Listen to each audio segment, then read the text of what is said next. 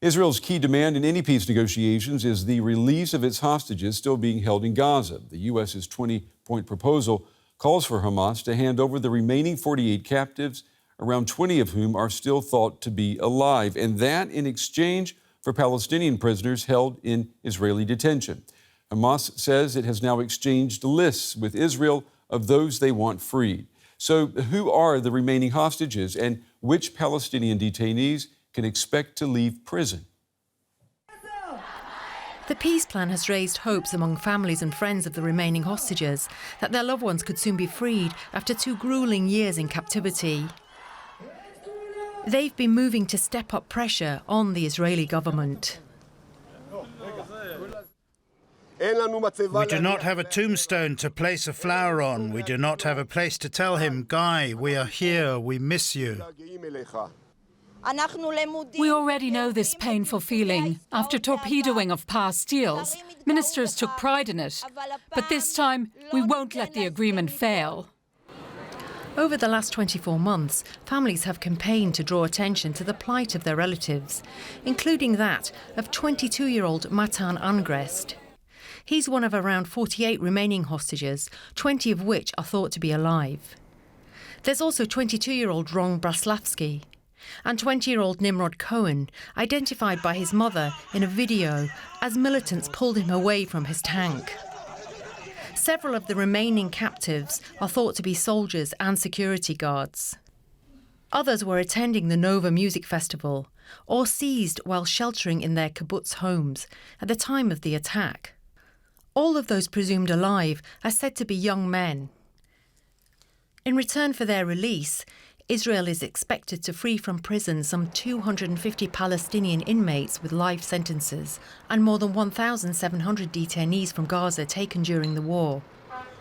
Previous exchanges brokered under the truce that collapsed earlier in 2025 also saw hundreds of Palestinian detainees liberated. Some had been found guilty of serious crimes, although none is reported to have taken part in the October 7th terrorist attack.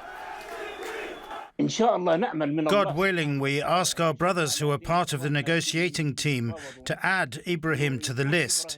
Israel doesn't want to release him, we know that.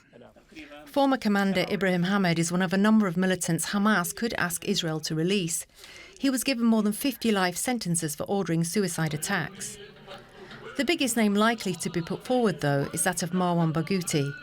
Sentenced to life in 2004 on murder charges, he's seen by Israel as a terrorist, but by supporters as a potential leader of any future Palestinian state. As in previous prisoner swaps, many of those released are likely to have been held in what's called administrative detention, where suspects, including children, can be held without charge for long periods. But before any exchange can take place, details of Phase 1 have to be thrashed out and agreed. Journalist Karim El-Gahari is tracking the talks for us from Cairo. He has more on the expanding list of participants in the negotiations and why they matter. Well, there's really more and more cooks entering the Sharm el-Sheikh kitchens, so to speak.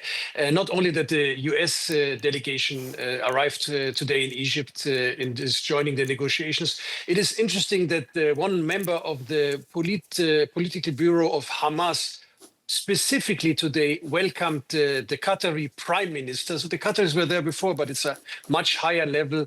The head of the Turkish intelligence and the head of the Egyptian intelligence. And they made a statement, Hamas, saying this gives a strong impetus to achieve positive results towards the ceasefire and the prisoners exchange. And they specifically said that their participation, the Turks and the Egyptians and the high-level Qatari participation, they say, I quote, narrows Netanyahu's room for maneuver to continue the aggression and derail the negotiations. So we also had a speech by the Egyptian president during a graduation ceremony of the Egyptian police, and he was saying that the message he hears from Sharm el-Sheikh are all very encouraging. He is inviting Donald Trump even for a signing ceremony for the ceasefire in case the deal is reached. Wow. But he also made clear what kind of result the Egyptians want. He said they want the launch of a peaceful political process that leads to the establishment and the recognition of a Palestinian state, something similar by the Turkish President Erdogan, who says peace is not a bird with a single wing. He said putting the entire burden of peace on Hamas and the Palestinians is not fair, correct, or a realistic approach. So somehow all this is saying that to Hamas, they are not alone. They're not alone left against Israel and the US in these negotiations. They are welcoming the participation of other states. Yeah, that's impressive. I mean, even saying, the word signing ceremony, that is going to get the attention of a lot of people, especially U.S. President Donald Trump. Kareem, tell me more, though, about this very delicate matter of deciding which Palestinian prisoners Hamas is asking to be freed in exchange for the release of those remaining Israeli hostages. Well, as it seems like that today, lists were exchanged with names of possible Palestinians to be released. And mind you, there is altogether 2,000, but the important ones are 250 ones with life sentences, because those are the political heavyweights. One of them is Marwan al-Barghouti. He's one of the Fatah leaders. That's not the Hamas, that's the competing organization. But he is widely seen among the Palestinians of being a political figure that can unify the political factions of the Palestinians.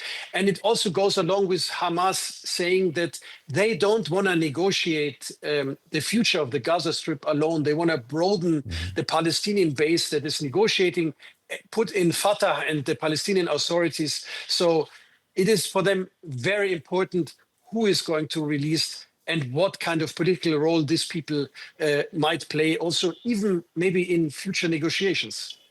All right, journalist Kareem El-Gahari with the latest from Cairo, with some possibly positive developments in these talks taking place in Sharm el-Sheikh. Kareem, thank you. You're welcome. Israel has held a ceremony to commemorate the victims of the attack at the Nova Music Festival, where 378 people were killed by Hamas militants on October 7th, 2023.